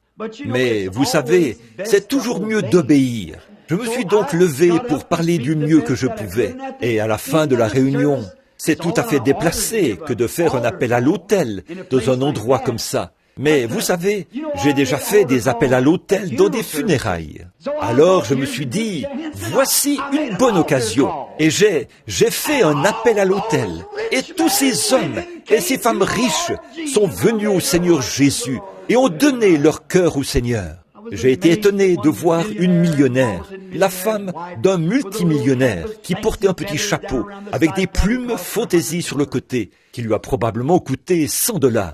Et les larmes coulaient sur ses joues. Elle m'a pris par la main. Elle a dit, « Frère Branham, mon cœur est remué. » Elle a dit, « Jusqu'à maintenant, je pensais être une chrétienne. » Elle a dit, « Je veux servir le Seigneur. » Et j'ai dit, « Merci. » Et après quelques minutes, quelque chose m'a dit, « Maintenant, prie pour les malades. » Je me suis dit, « Oh non, je ne peux pas faire ça. J'ai déjà interrompu dans cette grande salle de bal. Donc, si je prie pour les malades, ils penseront que je suis vraiment un fanatique. » Alors je me suis dit, certainement que le Seigneur ne me dirait pas ça. Peut-être que je suis simplement tout excité à cause de ces conversions. Alors, discrètement, je vais aller m'asseoir. Je suis descendu en longeant la table du conférencier jusqu'à l'autre bout et je me suis assis avec frère Jack Moore qui était assis là en train de discuter et j'ai remis le service au président, monsieur Shakarian. Ensuite, lorsqu'il s'est levé, il a dit, « Vous savez quoi? Oh, Dieu doit lui avoir tapé sur l'épaule. » Il a dit, « Je me sens conduit à faire revenir frère Branham pour qu'il prie pour les malades. » J'ai pensé, oh, c'est exactement ça. Je me suis levé et je leur ai dit, j'ai senti ça et je prie que Dieu me pardonne. Mais c'est mieux lorsque quelqu'un d'autre est aussi touché, vous savez, tout compte fait. Cela nous fait savoir que c'est l'Esprit qui agit. Alors j'ai dit, maintenant, la guérison divine, ce n'est pas comme toucher un poteau totémique. Ce n'est pas simplement quelque chose d'imaginaire. C'est le même Dieu qui, tout à l'heure, a sauvé tous ces gens ici. Il est le même Dieu qui guérit tous les gens qui sont ici par une foi simple, en croyant en lui. J'ai dit, le croyez-vous? Et maintenant, un secret à mon Église. Comme vous le savez, mon ministère est en train de changer et, oh, quel changement glorieux! Oh, vous vous souvenez tous des paroles qui ont retenti. Et chaque fois que ça arrive, quelque chose se produit.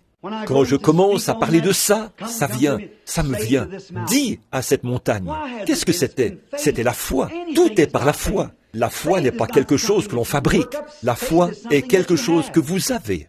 Et je me suis dit, si j'ai toujours eu honte de ma foi devant les gens, bien que le Seigneur ait été bon, il a montré des choses, décrit des visions, tout a été parfait. Vous, ici, vous le savez, ce n'est pas un individu, ce n'est pas un homme, c'est Dieu qui fait ça.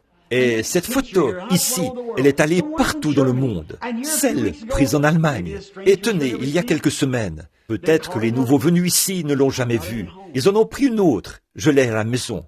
On voit le profil du Seigneur Jésus qui se tient juste derrière l'endroit où j'étais. Ses mains sont tendues et des langues de feu sortent de ses mains. Pendant que je parlais sur le sujet, si vous dites à cette montagne, ôte-toi de là et ne doutez pas dans votre cœur, mais croyez. On a pu l'obtenir. Elle est en couleur, de technique, de Kodachrome. Et là, ils l'ont à la maison. Et ils sont en train de faire. Elle a maintenant été examinée par la science et tout, et par des laboratoires. Elle sera bientôt disponible. Une autre, ceux qui ont fait maintenant environ 6, qui ont été prises à des endroits différents. C'est la plus remarquable de toutes, du jamais vu. On y voit sa barbe, son visage, son profil, ses bras étendus.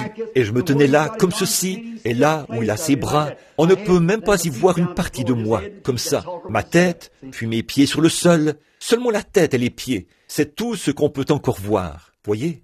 Et il se tient debout là, avec ses bras tendus comme ça. Et moi, j'ai les mains tendues comme ceci, alors que je prêche, en disant, si vous dites à cette montagne, et à peu près au même moment, quelque chose s'est passé. Et ils en ont pris la photo, comme ça. Et voilà, c'était là, derrière, tout en couleur. Et il y avait là un gros, comme Dieu arrange bien les choses, il y avait là tout près un gros panier de lys Kala. Il est le lys de la vallée. Et d'où vient l'opium? Il provient du lys. C'est exact. Quel est l'opium de Dieu? La paix. L'opium vous fait simplement oublier tous vos problèmes. Les fumeurs d'opium, c'est comme ça qu'ils se tuent avec cet opium. Dieu a un opium. Amen. Il soulage chaque douleur, guérit toute maladie, enlève tout souci. Tant que nous respirons de son opium, nous sommes en paix. Et le gros panier de lys se trouvait juste devant, là où je parlais sur l'estrade. Et j'ai prié pour les malades là-bas à Tulsa. Et je suis simplement descendu et je suis sorti. Et environ 10 minutes plus tard, je ne voudrais pas dire le nom de l'évangéliste, mais une femme qui souffrait d'arthrite de la colonne vertébrale, qui travaillait pour cet évangéliste. Elle était sténographe et elle devait taper comme ceci, parce que ses bras et ses épaules étaient bloqués. Elle tapait comme ça. Et ce grand et célèbre évangéliste là-bas à Tulsa l'avait embauché dans son équipe pour lui donner du travail. Et elle s'est mise à marcher dans le couloir. Et tout à coup, ses bras se sont débloqués. Et elle a commencé à sauter et à crier au point d'attirer l'attention de tout le monde là-haut. Et cette chère femme est tombée sur ses genoux, a levé les mains et tapé des mains comme ça. La gloire de Dieu, parce que Dieu l'avait libérée quelques instants seulement après la prière. Et je me suis glissé à l'intérieur pour écouter et voir ce qu'elle allait dire. Elle a dit, je marchais tout simplement dans le couloir. Et j'ai dit, eh bien, grâce soit rendue à Dieu. Et je me suis retourné, je me suis mis à marcher dans l'autre direction. J'ai écouté et, venant du fond là-bas, j'ai vu tous les pécheurs à courir ensemble pour voir ce qui se passait. Et voici un homme a pris la parole, frère Gardner, l'homme même qui m'a donné ce costume. Beaucoup d'entre vous connaissent frère Gardner. Frère Gardner de Binghamton, New York, le concessionnaire exceptionnel d'Oldsmobile des 3 dernières années, qui a vendu plus de voitures Oldsmobile que tout autre homme aux États-Unis. Il voyage en avion privé et il y a un peu plus d'un an, son nom est George Gardner et son pilote volait en solo et l'avion s'est écrasé. Et il était blessé aux genoux et aux chevilles. Ses jambes et ses pieds étaient tout raides. Et il marchait comme ça, le pilote. Et il était présent quand la prière a été faite. Et il s'était déplacé hors de la salle où avait eu lieu le banquet. Également, on lui avait trouvé une chambre à proximité pour qu'il n'ait pas de difficulté à aller et venir. Et voici son témoignage. Il était allé dans sa chambre et il s'était assis. Il n'était même pas chrétien.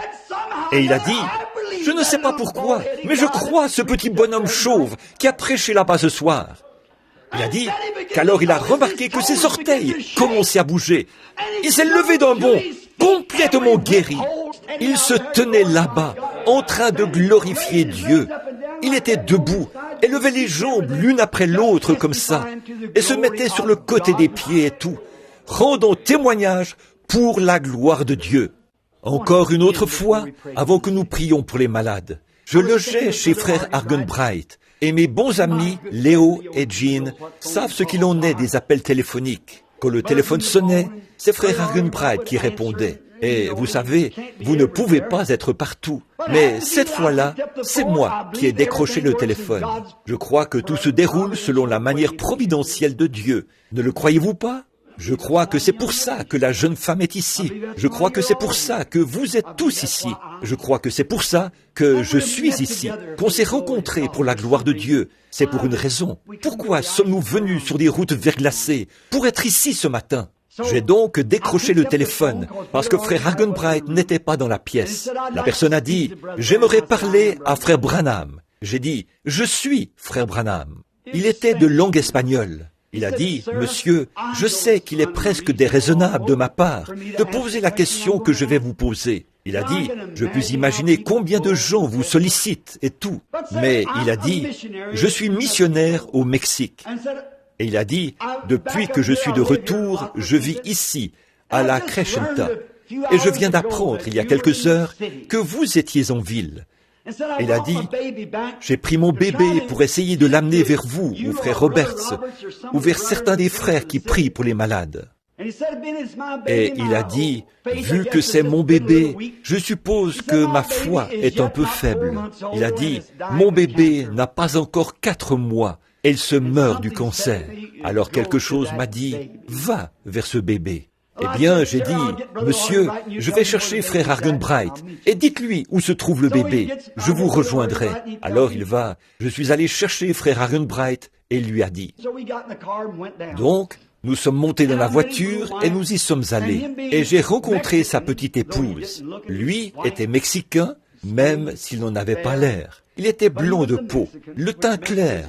Pourtant, il était mexicain. En effet, les Mexicains sont souvent blonds, car ils se situent entre les Espagnols et les Indiens. Et certains de ces Indiens sont totalement blonds, blonds comme neige. Et sa femme était finlandaise, parfaitement blonde, une petite femme très gentille. Et je suis allé à l'hôpital avec lui pour voir son bébé. Quand je suis entré dans la chambre, il l'avait placé juste à côté du bureau principal des infirmières. En effet, le petit bébé, âgé d'à peine 4 mois, était né avec des tumeurs malignes dans les mâchoires, qui, en enflant, dépassaient à peu près comme ça de son visage, comme ça, qui dépassaient comme ça. Les médecins avaient essayé d'opérer. Il avait d'énormes cicatrices profondes, tout autour de sa petite gorge, tout autour. Cela n'a pas arrêté le cancer, ça n'a fait que le faire remonter dans sa langue. Et ses petites mâchoires pondaient comme ça, et de grandes cicatrices profondes. Et sa petite langue, sa petite bouche n'était pas plus grosse que ça. Et sa langue, tout enflée, probablement grosse comme ça, sortait à peu près de ça et était devenue noire. Et lorsque l'enflure atteint son palais, cela a bloqué la respiration en provenance de ses narines. Évidemment, la respiration qui passait par ici a aussi été bloquée. Ils ont dû lui faire un trou dans la gorge. Il avait comme un petit sifflet, comme un petit tube métallique dans la gorge.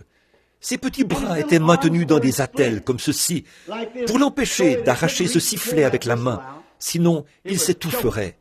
Du liquide du cancer s'écoulait, et l'infirmière devait se tenir là, avec quelque chose pour aspirer les écoulements provenant du cancer, qui sortaient du sifflet, sinon il s'étoufferait et on mourrait.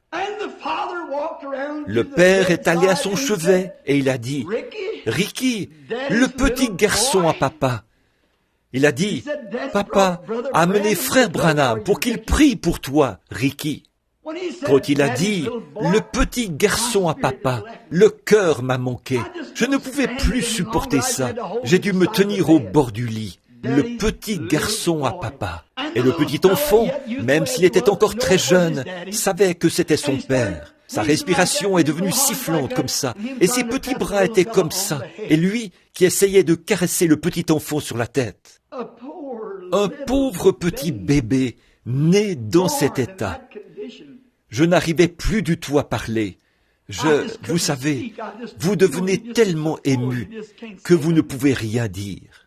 J'ai baissé les yeux et j'ai vu ces toutes petites mains qui sortaient de dessous ces grosses attelles. Ça faisait comme le bruit d'un sifflement. J'ai pensé, comme ça fait pitié. Et quand j'ai pu finalement reprendre mes sens, en quelque sorte, suffisamment pour pouvoir réfléchir, j'ai pensé, Jésus, veux-tu dire que tu prends plaisir à voir cela? Je ne peux pas le croire. Je ne peux tout simplement pas croire que tu puisses recevoir de la gloire du fait que ce petit bébé souffre comme ça. Ça ne se peut pas. Si cela fait que moi, un pécheur, je me sente comme ça envers ce bébé, qu'est-ce que cela te fera, à toi, la source de toute miséricorde? Qu'est-ce que cela doit te faire? Je n'avais encore rien dit. Il essayait de jouer avec lui pour le calmer. Une petite couche recouvrait son petit corps. À peu près, le petit corps et tout n'était pas plus gros que ça. Sa tête était la partie la plus grosse. Sa mâchoire était tellement enflée. Ils avaient mis quelque chose autour de la tête pour empêcher sa petite tête d'éclater. Vous savez, un chiffon pour l'empêcher d'éclater. Ses mâchoires étaient tellement enflées. Elles ressortaient comme ça. Et l'infirmière se tenait là. Et j'ai baissé les yeux vers le petit enfant. Et je me suis dit, Seigneur, que ferais-tu si tu te tenais ici? Maintenant, je suis conscient que je suis à la chair, et je suis conscient que Dieu est présent. Mais il m'a semblé que quelque chose a parlé au fond de mon âme et a dit, j'attends de voir ce que toi, tu vas faire à ce sujet. J'ai donné mon autorité à l'Église. Là, vous revenez encore à « dites à cette montagne ».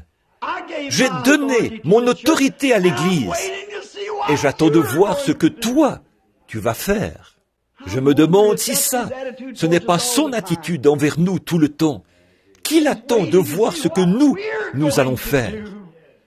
Qu'en est-il des signes du temps au sujet desquels nous venons de prêcher? Qu'est-ce qu'il ferait? Il attend de voir ce que nous allons faire. Eh bien, j'ai pris sa petite main de bébé dans la mienne, juste avec le bout des doigts, comme ça. Elle était si petite. Et j'ai dit, Seigneur, écoute la prière de ton serviteur. Par la foi, alors que je crois que tu existes, je place entre ce démon du cancer et la vie du bébé, le sang de Jésus-Christ. Entre le tueur et le bébé, le sang, je le place par la foi. Et je ne pouvais rien dire d'autre. Je me suis tout simplement retourné et je suis sorti. Le Père m'a suivi. Il a dit, « Frère Branham, le Seigneur m'a mis à cœur de vous donner quelques dîmes. » Oh, j'ai dit, frère, ne pensez pas à ça. Non, j'ai dit, je n'ai pas besoin d'argent, frère. Il a dit, mais j'ai mis mes dîmes de côté. Oh, c'était peu d'argent. Là, j'ai oublié combien exactement. Je crois environ $50. Il a dit, le Seigneur m'a mis à cœur de vous les donner. J'ai dit, je vais vous dire ce que nous allons faire. Je vais les accepter. Puis, vous les retournez. Et vous, donnez-les au petit Ricky qui est là pour aider à payer sa facture d'hôpital. En effet, vous êtes prédicateur. Je sais ce que c'est, ce que l'argent veut dire. Et vous êtes missionnaire. Et je sais qu'il faut de l'argent. Et vous avez une famille. Et toutes ces factures de médecins. Reversez-les directement pour aider à payer la facture du petit Ricky. Il a dit, je ne veux pas faire ça, frère Branham. La dîme ne sert pas à payer les médecins. Elle sert à payer les ministres. J'ai dit, oui, mais je vous les redonne. Et j'ai refusé. Je suis retourné à la maison, et en l'espace de quelques heures, les mâchoires ont désenflé, et sa langue est retournée dans la position normale. Dieu a guéri le petit bébé. Le matin de mon départ, ils enlevaient le sifflet de sa gorge. Cela a bouleversé toute la côte ouest. Un médecin bien connu a envoyé son fils avec son petit-fils. Et ils ont barré la route bien au-delà, 65 ou 80 kilomètres plus loin, à Pasadena. Ils ont barré la route où je devais passer, afin que je prie pour ce bébé-là qui avait des spasmes cérébraux. Ils lui avaient fait une piqûre de pénicilline, et cela avait provoqué un cancer dû aux effets de la piqûre de pénicilline dans sa hanche. Et je suis sûr que le Seigneur l'a guéri. Juste avant de quitter la maison, le téléphone a sonné. Il sonnait sans arrêt. J'ai entendu frère Argenbright argumenter avec quelqu'un. Il a dit « Non, je ne ferai pas ça ». Comme je montais dans la voiture, une petite voiture break est arrivée. Qui était-ce si ce n'est mon petit frère mexicain et sa femme? Tous les deux étaient en larmes et louaient Dieu. Il a dit, « Frère Branham, je vous ai apporté ces dîmes. » Oh, j'ai dit, « Frère, je ne peux pas accepter ça. » J'ai dit, « Je ne pourrais vraiment pas faire ça. » Il a dit, « Mais je vous les ai apportés. » Il a dit, j'ai dit, « Je vous avais dit de les utiliser pour payer la facture de Ricky. » Il a dit, « Ce matin, quand je suis allé donner ces dîmes au médecin pour payer la facture de Ricky, le médecin a dit, « Vous ne me devez rien. » Il a dit, « Je n'ai rien eu à voir avec ça. » Il a dit, « C'est un phénomène remarquable. » Il a dit, « Vous ne me devez pas un sou. » Alors il a dit, « Prenez-les, frère Branham. Le Seigneur m'a dit que vous deviez les prendre. » J'ai pensé, « Oh, je ne peux pas. » J'ai dit, « Seigneur, je n'ai pas envie de le faire. » Alors quelque chose m'est venu à l'esprit. Un jour, Jésus se tenait là. Il observait les hommes riches déposer de grosses sommes d'argent qu'ils avaient en abondance. Oh, comme ils en avaient beaucoup, ils pouvaient en donner beaucoup. Et une petite veuve est venue déposer 3 sous. C'était tout ce qu'elle avait. C'est tout ce qu'elle avait pour vivre. Et elle les a déposés là-dedans. Maintenant, nous, qu'aurions-nous fait? Oh, sœur, ne faites pas ça. Non, non, vous savez, nous n'en avons pas besoin. Ne jetez pas ça là-dedans. C'est tout ce que vous avez pour vivre. Mais Jésus l'a simplement laissé faire. Car il y a plus de bonheur à donner qu'à recevoir. J'ai pris ces petites dîmes. Je ne sais pas quoi en faire. Je vais les verser à une œuvre quelque part pour la gloire de Dieu, quelque part de mon mieux. Qu'est-ce que c'est? C'est la gloire de Dieu. C'est la puissance de Dieu. Les ombres tombent. Christ apparaît. C'est pour ça que des signes et des prodiges apparaissent. C'est cette grande lumière du Fils qui se reflète à partir des étoiles du matin, avec la guérison sous ses ailes.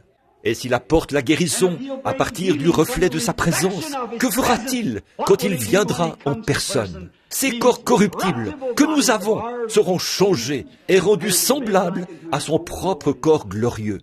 Qu'est-ce que ce sera quand il viendra? Jusqu'à ce qu'il vienne, nous sommes reconnaissants pour la lumière du Fils que sa présence nous apporte, alors que les étoiles du matin montent sur les remparts de la gloire et se tiennent là pour saluer sa venue en cette heure sombre. Prions. Ô Seigneur, nous t'aimons tellement qu'il ne nous est pas possible de dire, Seigneur, pendant combien de temps nous ne pouvons jamais nous lasser de témoigner de tes louanges. Mais l'heure est maintenant arrivée, les malades attendent. Tu connais ces témoignages. Ils sont, Seigneur, pour autant que je sache l'exacte vérité. Celui du pilote d'avion qui se tenait là, en train de montrer comment il arrivait à se tenir debout et l'état dans lequel son corps était. Il a retroussé les jambes de son pantalon et a montré ses jambes et ses genoux fracassés et couverts de cicatrices, là où les médecins avaient essayé de remettre les os ensemble. Tu as vu la femme debout là, toute peinturlurée sur le visage, ses larmes de joie lavant tout ça, alors qu'elle racontait que son arthrite avait été guérie par ta puissance. Et celui de ce petit bébé chéri est le témoignage du Père et de ceux qui étaient présents. Maintenant, Seigneur, tu es tout aussi grand ici ce matin, ici dans le tabernacle, que tu l'es partout ailleurs dans le monde. Et tu as promis que là où nous nous rencontrerions, tu serais au milieu de nous. Nous allons maintenant appeler les malades que tu nous as envoyés ce matin. Et nous prierons pour eux. Et nous prierons de tout notre cœur la prière de la foi. Et puisses-tu sauver les malades et les relever. Et s'ils ont commis des péchés, pardonne-leur, Père, alors que nous confessons nos fautes les uns aux autres et prions les uns pour les autres. Et tu as dit, la prière fervente du juste a une grande efficace. Il y a une personne avec nous ici ce matin que nous connaissons, qui est couchée. C'est une toute jeune mère avec de petits-enfants. Seigneur, d'après les médecins, elle est près de la fin de son voyage. Mais nous te prions, ô Dieu, de te tenir entre elle et cet ennemi. Et quand nous louanderons et prierons pour elle, puisse ta puissance toucher son âme, que cela lui apporte la foi et la délivrance, et puisse-elle se rétablir en rentrant chez elle, te louer et être un reflet de l'étoile du matin pour la gloire de Dieu. Amen. Alors, frère Mercier, comme nous recevons ces gens sur rendez-vous, les gens qui viennent, nous allons simplement appeler ce numéro-là et on les mettra sur la liste de ceux pour qui l'on doit prier.